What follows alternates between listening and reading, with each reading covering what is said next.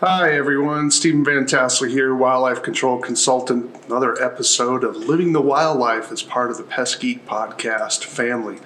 Thank you so much for dropping by and listening again. Today's topic is about stupid things that wildlife control operators do. Yeah, stupid things that wildlife control operators do to ultimately hurt their business and hurt their relationships. So I wanted to highlight a few of these things. Had some experience in this particular area. As you know, I've been out of the field work for a fairly long time, been working in academia and then of course for my government job, but I still maintain relationships within the wildlife control industry. And what I've found is being as an outsider who's sort of associated with the industry, I'm not gunning for work. I don't have some of the stresses that you guys are going to have gunning for work, but I wanted to try to give you, sometimes when you step out of the box, you can see behaviors that damage people's businesses. It strikes me as just bizarre as to why this happened. It really underscores for me that sometimes people who are great wildlife control operators in terms of their ability to capture animals doesn't mean they know how to run a business. And sometimes the best people that know how to do wildlife are horrific business people. Why? Because they just hate people. But I'm digressing here a little bit. So I wanted to highlight our sponsor for today. Again, we have a sponsor for the Living the Wildlife podcast, and I wanted to definitely give a shout out to him. Let me get my information. His name is Adam. Oh, where do I go here? Here we get it out. I had it written down. Sorry, not Adam. Aaron Bray. Sorry, it slipped my mind. It's too many things going on. Aaron Bray of Servant Labs. I have a blog. I have a WordPress site. Had some issues. I've hired him a couple of times now, and Aaron Bray has come through to take care of cleaning things up without breaking the bank. So, which is always helpful. Sometimes when you pay a little more per hour, you actually get someone who works fast. So sometimes going with the cheap hourly rate means you're paying a lot more because the person's basically having you pay them for them to learn. Well, I've been pleased with some of the work he's done for me in my website, wildlifecontrolconsultant.com. So contact Aaron Bray, servantlabs.com. Let me repeat, servantlabs.com, and he will be able to hook you up with your website. Talk to him today at servantlabs.com. Aaron Bray should be able to help you out with your website, certainly with your WordPress site, which is what I have. Give him a ring, reach out to him, tell him that Living the Wildlife podcast with Stephen Vantassel sent him. We would love to have more sponsors for our show with the Pest Geek podcast family. If you have a product or service that you want to advertise to the wildlife control and pest control community, we do hope that you will give us a ring. That's wildlife control consultant at gmail.com. Wildlife control consultant at gmail.com. All right, well, let's get right into it in terms of the topic today. Things that wildlife control operators do to hurt their business. So what's number one? Well, they're not in any necessarily hierarchical order. I was just sort of doing some brainstorming and came up with a short list. This isn't comprehensive by any stretch of the imagination. I'm sure you can probably think of others, but I hope that you would commit yourself not to commit these mistakes, because these are really unforced errors, folks. Don't do it. Do your best to avoid these particular areas. Number one, this one really gets my goat. I don't know why it happens. It totally blows my mind. Carry a business card with you. All right, if you're in one of the challenges with self-employment is you're always on the job. Even when you're not on the job, you're on the job, because you don't know where that next customer is going to come from. And I've asked wildlife control operators, sometimes PCOs, but not to the same extent, but wildlife control operators, hey, do you have a card? Oh, no, I left it in the truck. I don't have it. I ran out. I just handed out my last one. And they probably had two in their wallet. Don't do this, folks. They're really not that heavy. Be prepared for those moments where you need to market yourself. Have a way to make sure that you're constantly carrying business cards with you. I get a lot of criticism and people make fun of me for the size of my wallet. There it is, okay? It's the Costanza wallet, those of you that remember Seinfeld, okay? I have a Costanza wallet. Look at how thick that is, all right? That's pretty thick. Let me put it right up there to the screen for you. It's probably an inch now. People say, you sit on that? No, I don't sit on it. It's in my front pocket. Now, this is a little over the top, but if you look carefully, I have business cards, okay? I've got business cards in here. I got business cards. So, and they're mine. Okay, they're cards that I have. I have to carry more than one type of card because I have a government job and of course I have my business, self-employed, my own personal business, right? So I have to carry more than one type of card. Carry your cards. I don't know how to explain that anymore. Carry your cards. So always be prepared to do that. Why does this matter? Because I was talking with a wildlife control operator. He's not a pro in the sense he's doing this full time. But he was telling me how he's charging $150 a skunk. And I said, would love to have a card. I mean, because I do referral. I refer people to wildlife control operators. I'm happy to refer people to him. Oh, he didn't have one in the card. He told me he already gave me several, but this was a different context, and he probably did. I'm not denying he might have given me several cards in the past.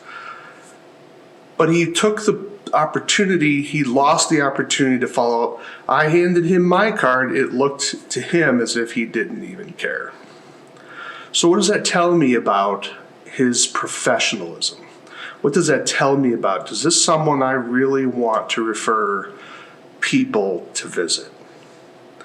People do strange things. I don't know why they would look an opportunity in the mouth. Let me give you even another illustration of how silly people are. So, number one, carry business cards, okay? Number two, accept free advertising.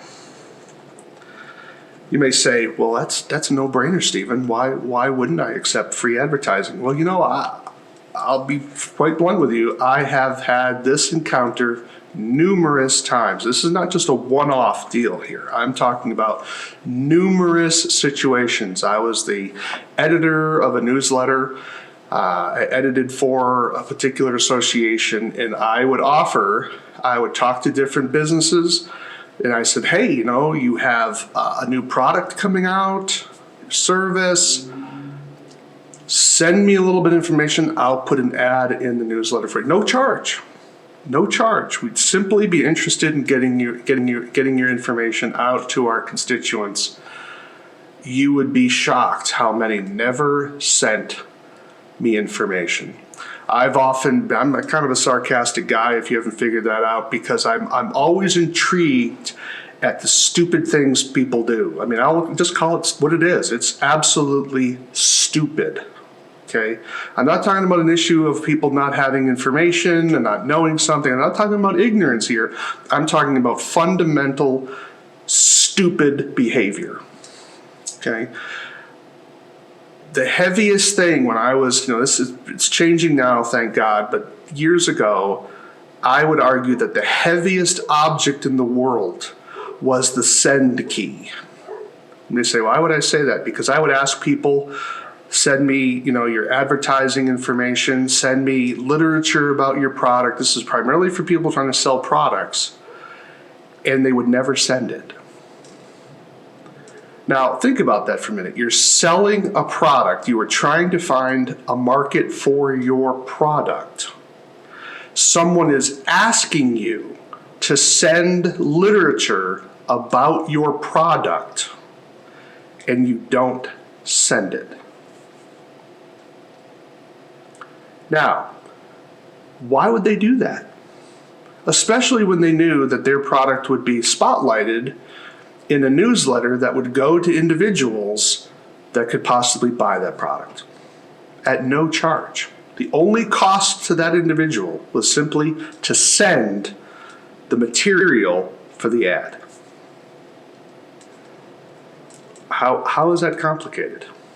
They didn't even have to do a layout. We would do the layout. I just needed some text and preferably a photo. Wouldn't send it.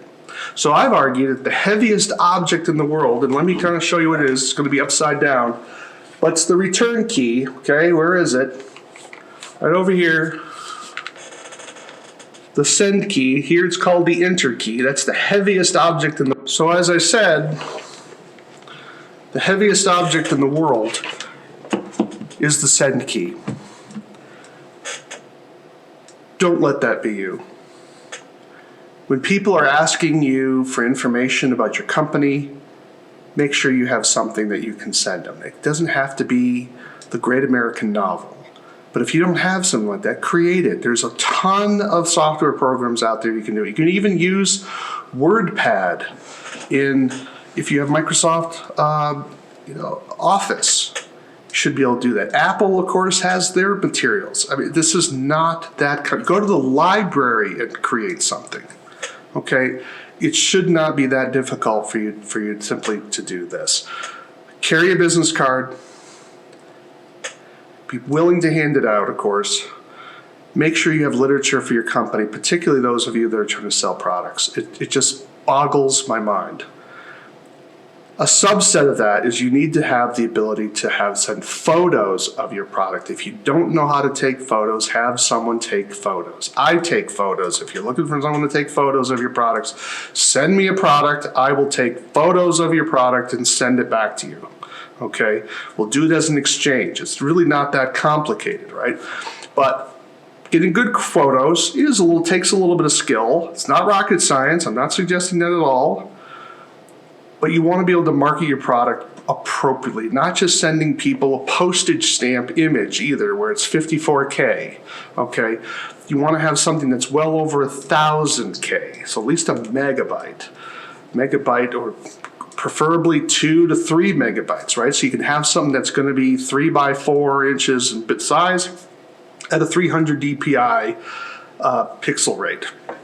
And so, again, that may be rocket science. It may feel like that's unusual for you. Again,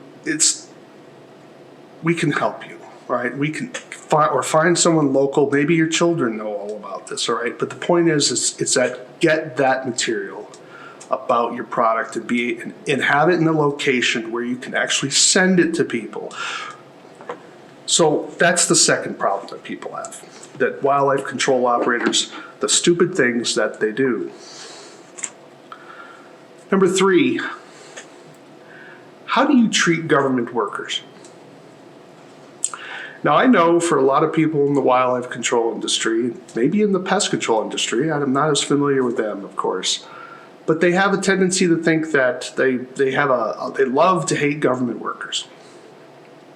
Whether it's wildlife services, whether it's the state agency that they have to get licensed through, whether it's their licensing for their vehicles, whatever the case may be, government workers, they hate them. But let me kind of clue you in on some things here. Government workers can make your life miserable. Don't encourage them to do that. Now, I'm not agreeing with that. I think that government workers have to have an emotional stability where they're doing the right thing, even when people are not treating them properly. However, it's naive to think that everyone tries to behave in a Christian manner. Okay, and then there's plenty of people who think they're Christians and they're not. Okay, you could not convict that person of being a Christian in a court of law if you tried. There's just not enough evidence. Okay. People are human. I've heard a story of a gentleman who was trying to get a product registered in the state. And the only reason why that product was not registered in that state was because he was so abrasive that he basically, pardon my language, he pissed off a bunch of government people and they would not register that product. Now, I don't think that's right. That's wrong to do. But I understand it. What does this mean? Does this mean you can't disagree with a government worker? No. Does this mean that you can't raise your voice with a government worker? No. It means you have to watch, how are you behaving? Is this person who is giving you a hard time, or in your perception giving you a hard time, is this person simply following the law, or is this person being a jerk? And you know what? Before you get to the jerk, you have one other issue, and that is sometimes never assume conspiracy when incompetence suffices. The fact of the matter is not every government worker knows what they're doing. And a lot of government workers are lazy. I'll admit it. Yeah, it's a problem. Okay, they're not all, we have a bell curve, right? Not everyone is out here in the other end shooting the lights out. There's a lot of people who just sort of go along to get along, to do the least amount of work necessary. That sometimes happens. I'll be frank with you. Sometimes you should be very grateful that government workers don't want to work more.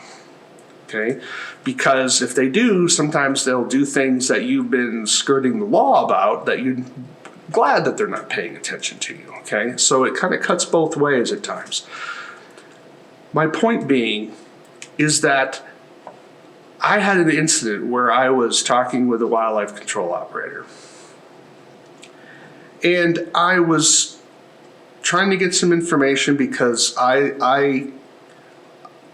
like to relate information out to other people. I try to help market businesses. I believe that's just part of my job. I'm not speaking here on behalf of my government position. I'm simply telling you my experience as a government worker. I've also worked in academia, which is similar, but not identical, but similar.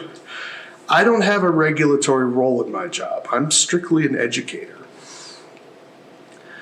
But I have influence, right? And I do get phone calls, and I do refer people to wildlife control operators. When a government worker wants your information, give it to them. If you're running a business and this person can help you market your company, why not give it? I have to refer. I have people that call and they want someone to do wildlife control. I can't do that wildlife control, right? Because that's a conflict of interest. I can't be in the business of competing with local businesses.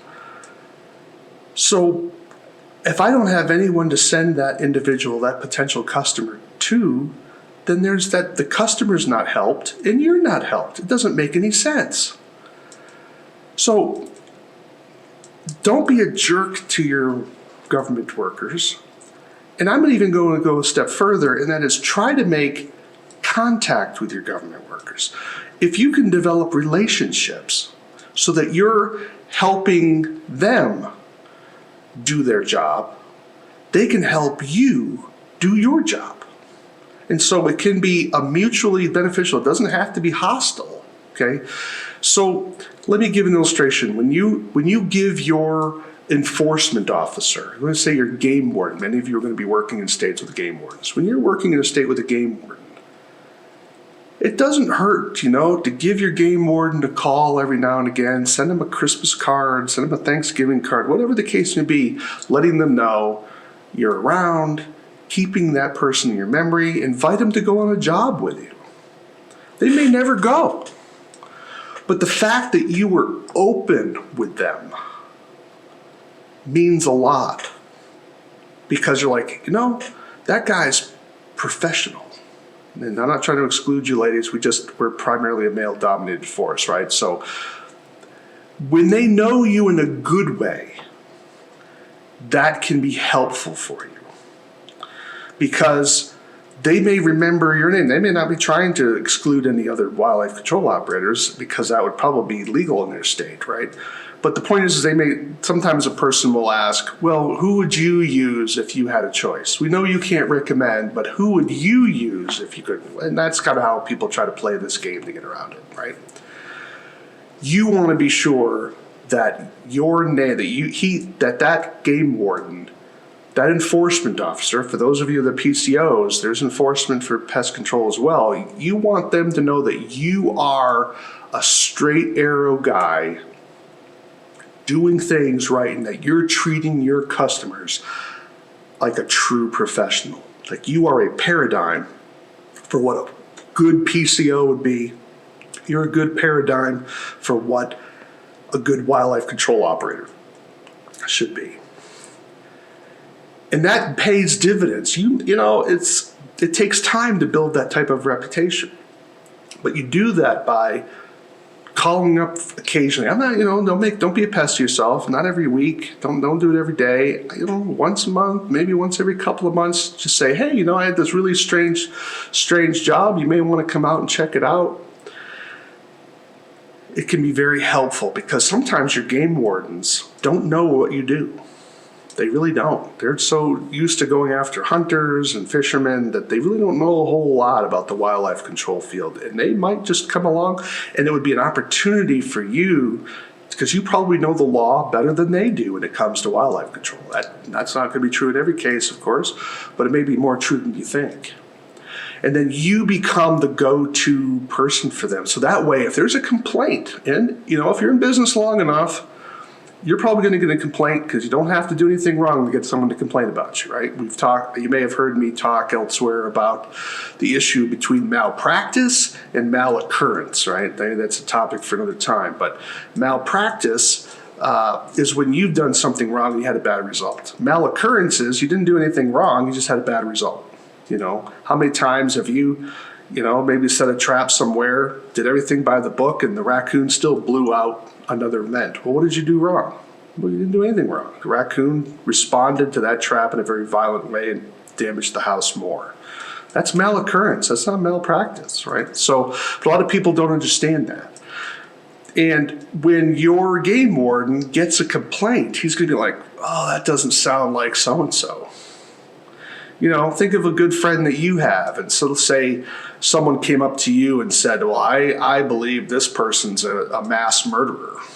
You're going to be like, I'm over their house a lot. Boy, if they're a mass murderer, they sure hide it pretty well, right? So it's just, there's certain things that you learn that are just not likely, just beyond the pale. Not impossible, but just really the skepticism comes up. I'll give an illustration for myself. For instance, in my job here, I was doing some of my paperwork type activities that requires me to reach out to different people. Well, I got someone that I had contact with. I got them mad at me, and they called up my boss and complained, and they, believe it or not, accused me of being being an animal rights activist. Now, that is kind of funny. Stephen Vantassel, the animal rights activist, writing a book like this, right? So, no. And my boss actually laughed on the phone from what she told me. Relationships matter. I know it's work. I know you're busy. But you're not too busy to build valuable relationships where you become someone who is thought about in a positive manner. And that can be a very helpful relationship because something will go wrong eventually. You want to have people willing to give you the benefit of the doubt. And if you have good education of your game wardens or your enforcement people, when they understand the complexities that you are confronted with on a regular basis, and you will find that sometimes the law doesn't fit, and it's a matter of interpretation. Sometimes someone says you broke the law when in fact it's a matter of interpretation. And sometimes the law is contradictory. There was a situation that happened in Massachusetts where a farmer was jacking deer at night, which was illegal in Massachusetts, shooting the deer with a rifle, which was illegal in Massachusetts. He had to use a shotgun. And he was spotlighting the deer, and he was shooting the deer out of season. So a whole host of violations. Well, he got pinched by enforcement, went to court. The judge said, the farmer, were you killing these deer? And the guy said, yep, sure was, Your Honor. They were depredating on my apple orchard. And the law says if an animal is depredating on my food, I have the right to kill it. And sure enough, it was like an 1880 law or something in Massachusetts, long-standing law, right? And that law contradicted state regulations governing hunting. And the judge looked at the statute and said, yep, you're right, case dismissed. So sometimes you could be accused of breaking the law when in fact you did break a law. But the problem is that which law? Because the laws contradicted. Yes, it does happen. Not common, but it can happen. So build those relationships. Send a card, make a phone call. Sometimes just a few minute phone call, your game will go a long way. And just sort of say, hey, I'm out here working, just figured I'd let you know, especially if you're dealing with high risk, high visibility jobs where you might be getting into trouble. Those relationships can matter. Okay? All right, so number 4. The fourth mistake that wildlife control operators make is they take without giving. Certainly those of you who are young in the industry, obviously you're going to be taking more than you're giving because you don't have a lot to give. I mean, I get that, right? So I don't want to make you guys that are new feel bad, okay? So yeah, you need to take, you need to understand, you need to be bringing in because you got to try to build your business and get going. But what it does mean is that there's different ways you can give. It doesn't always have to be money. But respect goes a long way. Gratitude goes a long way. I mean, it's very gratifying to me when I have people drop me an email and they're saying, hey, Steve, appreciate the podcast. Keep it up. I didn't earn any money on that. I didn't make any money on that. But it meant something. That person took some time out of their day and said, hey, Steve, thanks. I appreciate it. Because in this type of a medium, we don't get feedback. It's not like I'm speaking before an audience where you can see the body language, like, they hate my guts, or hey, they're having a good time. In this type of a medium, we have no feedback unless someone actively sends it out there and gives it, which would be an email, phone call, or they meet me in person sometimes. And a lot of people from in America aren't traveling to Montana. Okay, so they're not seeing me too often. Make sure that you do some of those things. It also means that when someone is giving you a lot, that you take the opportunity to, maybe buy some of their stuff if they're selling something. This has been something that a lot of people don't understand, and that is when you had early in our industry where we had certain businesses that were really doing a lot, they were leaders within this particular industry. One of the ways you contributed back and thanked them for their contributions and the amount of information they were giving away was staggering, is you would buy some bait. Maybe you'd buy their book. Maybe you'd have them come and speak.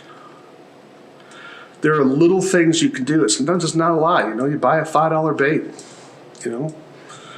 But as a way, rather than buying one that was $4.25, you paid the $5 and bought the $5 bait. Why? Because this business contributed to the industry. The other business did not contribute to the industry.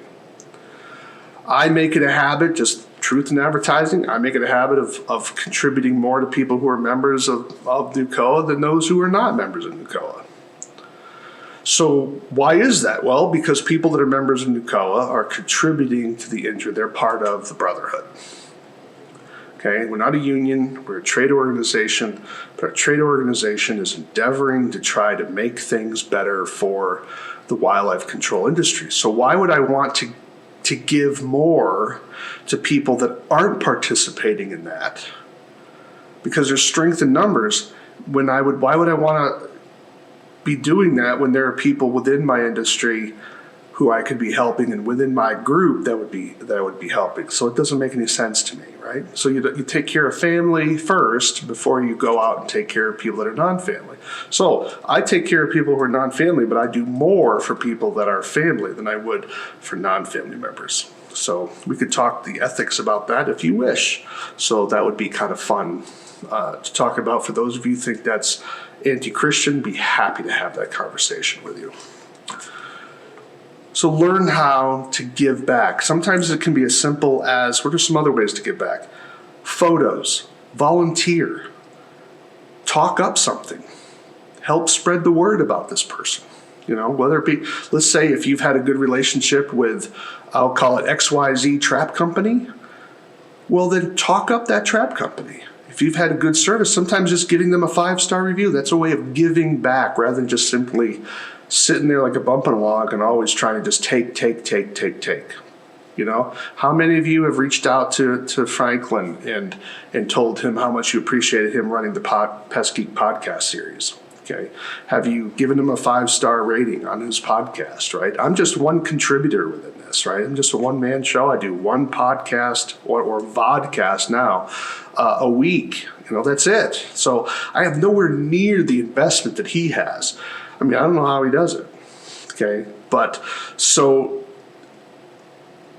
I hope you get the idea. Sometimes little things mean a lot to help encourage people to continue the type of giving that they are. So don't just be a taker, be a giver as well.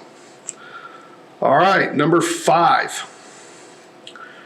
Refuse the fifth mistake that wildlife control operators do, the fifth stupid thing that they do is they refuse to be trainable. Now, if you're listening to this podcast, clearly that's not you, right? So I'm talking to the choir here. I'm not talking to the enemies, but you know who I'm talking about. And maybe that was something where you were in the past, where you were not able to, you have a fixed system and God forbid someone else tells you it's different. Certainly there's going to be things in wildlife control that are going to be right and certain things that are going to be wrong. But between those two poles, there's a lot of gray area where people have different ways. I'll give you an illustration, right?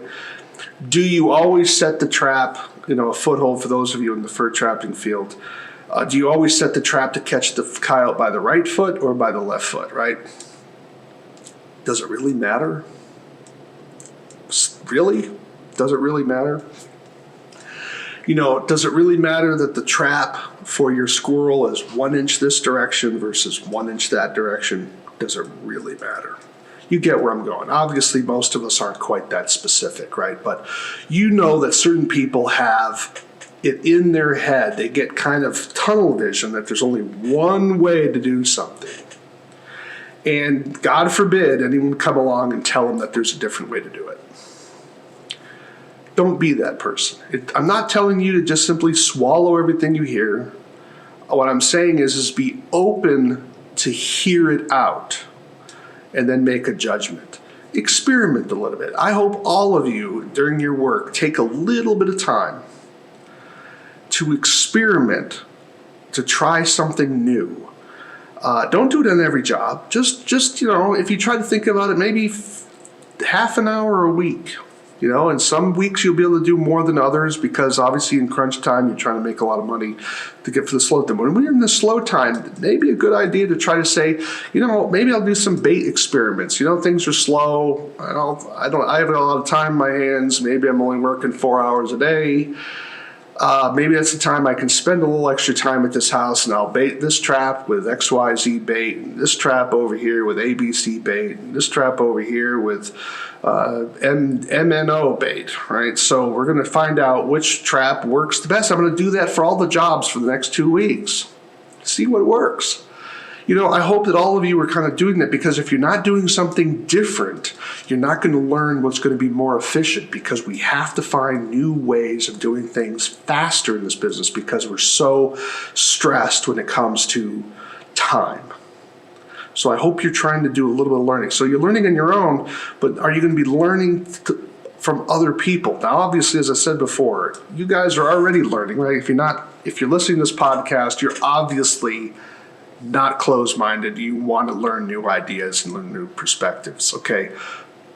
But if you have an opportunity to talk to colleagues who aren't going to training events, I had a guy I was talking to, and I was trying to talk up going to to a wildlife control operator training event, and he looked right at me and he said, well, what am I going to learn there? I'm not going to learn anything new. I stood there in absolute stunned. I didn't even bother arguing with him. I was so shocked I didn't even bother arguing with him. I'm just like, wow. Because, and I thought to myself, well, obviously, if you're God, you're not going to learn anything new, right? Because you already know everything. You know everything there is to know. This person actually thought, he was the arrogance of this. Now, other people are more creative about their arrogance. They will come up with all kinds of excuses as to why they can't make a training event. Oh, it's the wrong time of the year. I used to claim when I was involved in running some training events, I always argued no matter what, the training event is always at the wrong date, at the wrong time, at the wrong location. So I said, that's just a given. And I've argued that there are lots of people out there that I could put the training event on next door to their house during their vacation and do it for free, and they still couldn't make it because it was too far in the wrong time. Now, obviously, that's very sarcastic, but you know exactly what I'm referring to. Here's the reason why some people don't go to training, is they can't afford it and they just don't want you to know it. But other times, people don't want to go because their ego will not allow them to sit down and listen to what someone else has to say. They hated school, and they certainly haven't learned to love education later on. Even education is going to help them make money or save money. It's amazing. I've been to events where a wildlife control operator came out of the training event and said, oh my God, because of what I learned in one class today, I made a job that was $1,500. I sold a job for $1,500. He wouldn't have been able to sell the job unless he took that class. One class. So don't be that person. Continue to always ask yourself, what can I learn? How can I improve myself? How can I expand my reading and understanding and learning about my field so I can continue to be professional? Because if you're not growing, you're dying. It's just that simple. All right, number 6. The sixth stupid thing that wildlife control operators do to harm their business, and that is treating every other wildlife control operator as a competitor. This is really a problem sometimes within the fur trapping industry, and that is they tend to treat, at least maybe I should put this a little bit differently. I've had the experience that trappers have often treated me as a competitor, even when I didn't want to compete with them. Some people in the wildlife control industry do this as well.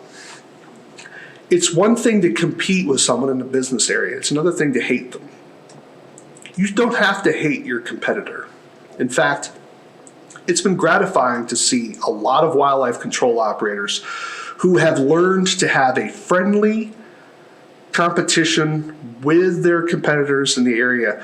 Friendly meaning that they will actually join together and form a mutual aid agreement, that when they get a big job, they will actually work together to do the job. They'll compete for those squirrel jobs and they'll, undercut each other and fight, whatever the case may be. But when it comes to those bigger jobs, they put their business competition aside and work together because they can make money together that they couldn't make on their own. But if you hate your competitor, how are you going to work with them? Some people have such a good relationship that when they go on vacation, they send the calls to their competitor. When their competitor goes on vacation, their competitor sends the work to them. There have been situations where Wildlife control operators have gotten sick, where they've gotten injured, perhaps with a fall or car accident or vehicle accident, and the competition would help close out their jobs and do it at no cost. That's amazing. And that is something, that's a brotherhood, to use a masculine term, or a sisterhood, that we really want to have. We don't want our competition with each other to become so personal and visceral and angry. It's just not worth it. Because labor is such a premium in our industry, you want to learn how to treat your competitor, not as a competitor, but as a colleague that you're growing with, and you are competing for particular jobs, but you're not angry with them. You're not fighting them at an emotional level. There's a phrase that's sometimes used. It's like, it's not personal, it's business. It's not personal. Don't make it personal. It's business. Be businesslike, but don't be so businesslike that you forget the opportunity you may have to do that big bird job with your colleague. Now, if you don't respect your colleague because you think they're incompetent, well, obviously that's going to be a problem. But you know that sometimes your anger with a competitor has nothing to do with their incompetence, or their competency, I should say. You actually think they're good. You just don't like them because maybe they're better than you are. Or maybe they're a better salesperson than you are. That's not something, that's not something to be angry about. It's something that should force you to improve yourself and to grow. But don't allow that competition to withhold the opportunity for you to make money, where you can see them as a colleague working together for those bigger jobs. Because maybe I suspect a lot of wildlife control operators are losing money. They're leaving money on the table because they're not bidding those big jobs because they don't have the manpower to do it. Make friends. This is why I'm so emphatic sometimes about associations, where we need associations, because you need to build those networks, those developing colleagues where you can work together for those larger jobs. And in situations where sometimes something bad happens and you need help to take care of clients so that you can keep your business afloat. There have even been situations where people have helped keep other businesses afloat while a wildlife control operator was recovering from a serious illness or injury. That's remarkable. Right? We want to encourage that to the extent that's possible. Now, if you have someone that you don't trust, that you believe is illegal, where they're not following proper ethics, that's going to be a tough one. You probably don't want to build a business relationship with that person, because the fallout from their mistakes will tarnish you as well. But you know that when your competitors are quality organizations, you know who your competitors are that you should respect, even if you don't respect them. Okay, the ones worthy of respect, and you just may have some sort of personal issue with it. The old pissing contest, right? You don't want to make this personal. But for those businesses that you know, where the guy isn't ethical, maybe he doesn't have liability insurance, maybe he's not paying his taxes, maybe he's not licensed, maybe he's working under the radar, maybe it's just someone you don't think is really qualified, maybe he's working out of his Honda. Okay, a little two-door car. Well, is that really going to be a wildlife control operator you want to be associated with? You get what I'm saying here. Avoid those types of mistakes. So let's do the rundown again. I have six of them. Stupid things that wildlife control operators do. The first one is not carrying a card. Carry your business cards. Number two is accept advertising. Accept free advertising. Don't fight it. Number three is treat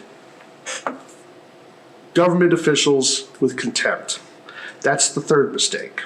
Don't do that. Make sure that you treat your government officials properly and try to build relationships with them, because it can help you in the long run in ways that you may not be able to see in the short term. Number four, take without giving. Don't do that. Be a giver. even little things can matter a lot in the long run. Number 5, refuse to be trainable. Of course, that can't be any of you, because if you're listening to the podcast, that's obviously not you, but you know who I'm referring to. Make sure you're always continuing to learn, because there's always something new we can get. And then finally, number 6, treating your competitors as enemies. Don't do that. Always try to think about competitors as, can I build a relationship with this competitor so it's a friendly competition rather than a competition of animosity and hatred. And you'll find in the long run this could certainly be out. There's plenty more ways, stupid things that wildlife control operators do to hurt their business, but I hope that gives you something to think about, gives you something to chew on. Are you making any of those particular mistakes? I hope not. And if you are, now is the time to turn it around and you'll bear the benefits down the road. Want to close this out again with another announcement of our sponsor, servantlabs.com, servantlabs.com. Give a ring out to Aaron Bray. If you have a situation with your website, you want to have some consultation, maybe some design issues, especially if you're working with WordPress sites like I have with my site, reach out to Aaron Bray at servantlabs.com, servantlabs.com. And then lastly, I want to thank you again for listening to our vodcast here. Have an idea for a topic you want to cover? Definitely reach out to me at wildlifecontrolconsultant@gmail.com, wildlifecontrolconsultant@gmail.com. And then visit my website, wildlifecontrolconsultant.com. We'd love to have you visit. I have a blog that I put out on pretty much a weekly basis, different things that are coming out, and subscribe. It's all doesn't cost you a thing. And then if you have a product that you would like to have spotlighted here on our vodcast, definitely reach out to me at wildlifecontrolconsultant@gmail.com. And we'd love to have sponsors to help us continue this type of work that we're doing. Love your feedback. Hey, be safe out there, and make sure you watch out for yourself and take time, spend it with your family. And always think about, what goal are you trying to achieve? Are you living to work, or are you working to live?